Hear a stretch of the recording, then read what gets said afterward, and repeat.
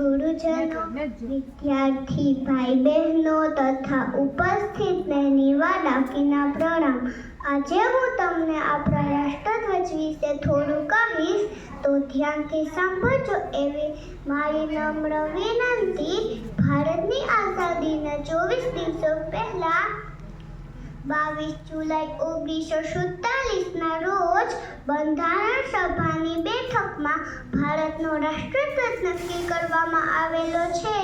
ભારતના રાષ્ટ્રધ્વજને તિરંગા તરીકે ઓળખવામાં આવે છે, જેમાં ઉપર ઘેરો કેસરી, વચ્ચે સફેદ અને નીચે લીલો રંગ હોય છે. વચ્ચેના પટ્ટામાં 24 તારા ધરાવતું ચક્ર છે, જેને અશોક ચક્ર તરીકે ઓળખવામાં આવે છે.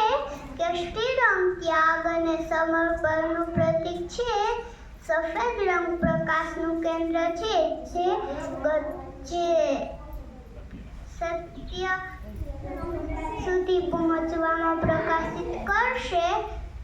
લીલો રંગ હરિયાળીનું પ્રતીક છે. અશોક ચક્ર એ ધર્મચક્ર છે, જે ગતિશીલતાનું પ્રતીક છે. આપણે આપણા રાષ્ટ્રધ્વજને માન આપવું જોઈએ.